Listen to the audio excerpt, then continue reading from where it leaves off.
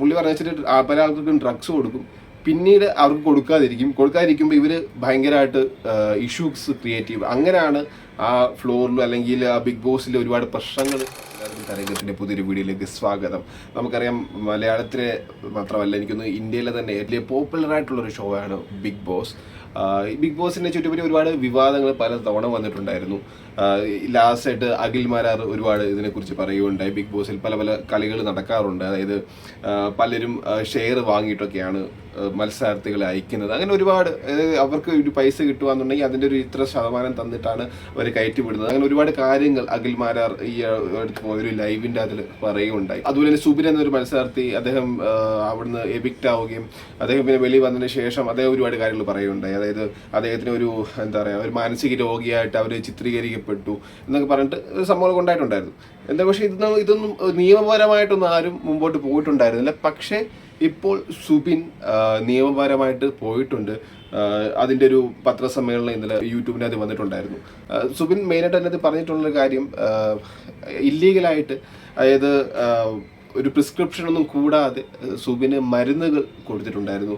ആ മരുന്നുകൾ ആക്ച്വലി സ്ക്രീസോഫീനിയ എന്ന് പറഞ്ഞൊരു മാരകമായ ഒരു അസുഖം ഇവരുള്ള ആൾക്കാർക്ക് കൊടുക്കുന്ന ഡ്രഗാണ് സുബിന് നൽകിയിട്ടുണ്ടായിരുന്നത് എന്നാണ് സുബിൻ പറയുകയുണ്ടായത്. സ്ക്രീസോഫീനിയ എന്ന് പറയുന്നത് ഒരു മാരകമായിട്ടുള്ള അസുഖമാണ്. കാര്യം നമുക്കില്ലാത്ത കാര്യങ്ങൾ ഉള്ളതുപോലൊക്കെ തോന്നുകയും അങ്ങനെ ഒരു മെൻ്റലി ഇതായിട്ടുള്ള ഒരു സംഭവമാണ്. അപ്പം അതിൻ്റെ മരുന്നാണ് സുബിന് കൊടുത്തുകൊണ്ടിരുന്നത് എന്നാണ് പുള്ളി പറഞ്ഞത്. പിന്നെ അതുപോലെ തന്നെ ഇത് സുബിന് വയ്യാണ്ടായപ്പം സുബിന് ആക്ച്വലി വെളിയിലോട്ട് അവർ ഹോട്ടൽ റൂമിൽ കൊണ്ടുപോവുകയും അത് കണ്ണൊക്കെ കെട്ടിയിട്ട് വേറെ ഏതോ സ്ഥലത്തോട്ട് കൊണ്ടുപോവുകയും ആ ഹോട്ടൽ റൂമിൽ നിന്ന് 4 ദിവസത്തേക്ക് ഒരു എമർജൻസി കോൺടാക്റ്റോ ആരെ വിളിക്കാനോ ഒന്നും സുബിന് സംഭവിച്ചില്ല. അതുപോലെ തന്നെ ഒരു 4ാമത്തെ ദിവസം ഈ ഒരു 3 പേര്, ആരാന്ന് പറഞ്ഞില്ല, 3 പേര് ഏഷ്യാനെറ്റ് അല്ലെങ്കിൽ ഈ ഒരു എൻ്റർമോൺ ഷൈനിലുള്ള ആരും ആയിരിക്കാം, 3 പേര് വന്നിട്ട് സുബിൻ്റെ അടുത്ത് വീണ്ടും മരുന്ന് കഴിക്കാൻ വേണ്ടി നിർബന്ധിക്കുകയും മരുന്ന് കഴിച്ചില്ലെങ്കിൽ തിരിച്ച് ഗെയിമിൽ പോകാൻ പറ്റില്ല എന്ന് ഭീഷണിപ്പെടുത്തുകയൊക്കെ ചെയ്തു. അതിൻ്റെ പേരിൽ അദ്ദേഹത്തിന് ആ മരുന്ന് കഴിക്കേണ്ടി വന്നു. അതായത് ആക്ട് ചെയ്തു, കഴിക്കുന്നതായിട്ട് ആക്ട് ചെയ്തു എന്നൊക്കെയാണ് സുബിൻ പറയുകയുണ്ടായത്. അഖിൽ മാരാറും ആ പത്ര സമ്മേളനത്തിലുണ്ടായിരുന്നു. അപ്പം അതിൻ്റെ അഖിൽ മാരാർ പറഞ്ഞത് പലരും മെഡിസിൻ്റെയൊക്കെ റിസർച്ച് പർപ്പസിനായിട്ട് ആൾക്കാരെ ഉപയോഗിക്കാറുണ്ട്.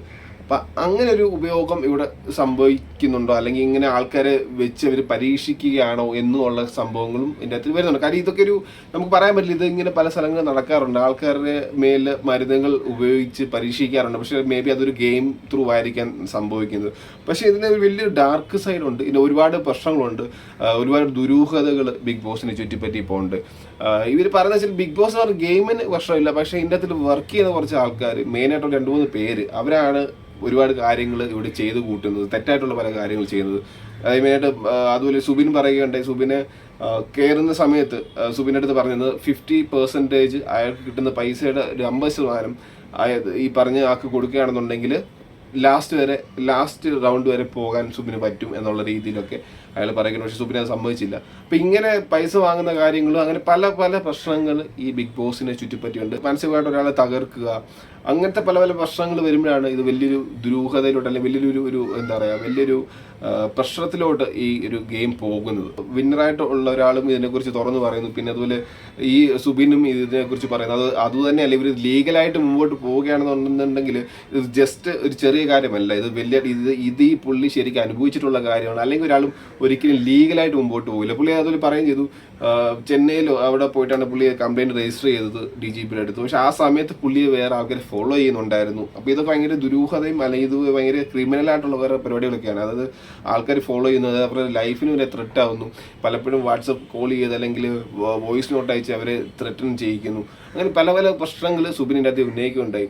അപ്പം എനിക്ക് മോഹൻലാലൊക്കെ ഇത്രയും വലിയൊരു ആളാണ്, ഇത്രയും പവറുള്ള ഒരു വ്യക്തിയാണ്, പുള്ളിയാണ് ഇതൊക്കെ ഹോസ്റ്റ് ചെയ്യുന്നത്. അപ്പം പുള്ളി ഇതൊക്കെ കണ്ടിട്ട് ഇതിന് വേണ്ട കാര്യങ്ങൾ അദ്ദേഹം ചെയ്യണം എന്നാണ് ഞാൻ കാര്യം. ഒരു ഗെയിം ഞാൻ ബിഗ് ബോസ് 1-2 തവണ ഇങ്ങനെ സീസൺ കണ്ടിട്ടുള്ളൂ. ഞാൻ പിന്നീട് അത് ഫോളോ ചെയ്തിട്ടുള്ള പരിപാടിയൊന്നുമല്ല. പക്ഷേ ഇത് വല്ലാത്തൊരു ക്രൂരതയോ അല്ലെങ്കിൽ ആൾക്കാർക്ക് ഉണ്ടാകുന്ന ഹ്യൂമൻ റൈറ്റ്സിനെ ലംഘിപ്പിക്കുന്ന കുറേ കാര്യങ്ങളൊക്കെയാണ് ഇതിൻ്റെ അത് സംഭവിച്ചിരിക്കുന്നത്. ഒരാളെ ഉറക്കാൻ സമ്മതിക്കുന്നില്ല, അല്ലെങ്കിൽ അയാൾക്ക് ഏത് മരുന്നാണ് കൊടുക്കുന്നതെന്ന് ഡീറ്റെയിൽ കൊടുക്കാണ്ട് ഒരു മരുന്ന് കൊടുക്കുക, പരീക്ഷണങ്ങൾ നടത്തുക, ഇതൊക്കെ ഭയങ്കര പ്രശ്നമാണ്.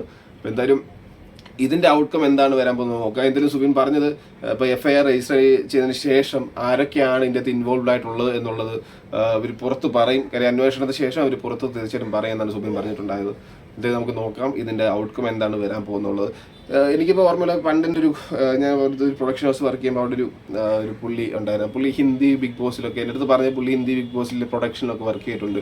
അപ്പോൾ അവിടെ കണ്ടസ്റ്റൻസിനൊക്കെ ഇവർ ഡ്രഗ്സ് കൊടുക്കും എൻ്റെ അടുത്ത് പറഞ്ഞത്. പക്ഷേ ഞാനത് വിശ്വസിച്ചില്ല, ഞാൻ വിചാരിച്ച് പുള്ളി അങ്ങ് പറയുന്നതായിരിക്കും. പക്ഷേ ഇതൊക്കെ കേട്ടിട്ട് ആ പുള്ളി പറഞ്ഞ കറക്റ്റാണെന്ന് എനിക്കിപ്പോൾ തോന്നുന്നുണ്ട്. പുള്ളി പറഞ്ഞ വെച്ചിട്ട് പല ആൾക്കാർക്കും ഡ്രഗ്സ് കൊടുക്കും, പിന്നീട് അവർക്ക് കൊടുക്കാതിരിക്കുമ്പോൾ ഇവർ ഭയങ്കരമായിട്ട് ഇഷ്യൂസ് ക്രിയേറ്റ് ചെയ്യും. അങ്ങനെയാണ് ആ ഫ്ലോറിലും അല്ലെങ്കിൽ ആ ബിഗ് ബോസിൽ ഒരുപാട് പ്രശ്നങ്ങൾ ഉണ്ടാക്കുന്നത്. അല്ലെങ്കിൽ ഇവർ തന്നെ ഭയങ്കര അഗ്രസീവായിട്ട് മാറും ഇവർക്ക് ഡ്രഗ്സ് കിട്ടാണ്ടാവുമ്പോൾ. അപ്പോൾ ഈ സംഭവങ്ങളൊക്കെ വെച്ചിട്ടാണ് ഇവർ കളിക്കുന്നത് എന്നാണ് പറയുന്നത്. പിന്നെ കോൺട്രാക്റ്റിൻ്റെ കാര്യമുണ്ട്. കോൺട്രാക്റ്റിലും ഭയങ്കര എന്താണ് നീതിക്ക് നിരക്കാത്ത പല പല കാര്യങ്ങൾ അതിൻ്റെ എഴുതിയിട്ടുണ്ടെങ്കിൽ അതൊക്കെ ക്വസ്റ്റ്യൻ ചെയ്യണം. അപ്പോൾ പുതിയ വീഡിയോ ആയിട്ട് ഞാൻ ഉടൻ തന്നെ വരുന്നതായിരിക്കും. എല്ലാവരും തീർച്ചയായിട്ടും ചാനൽ സബ്സ്ക്രൈബ് ചെയ്യുക. നന്ദി, നമസ്കാരം, ബൈ.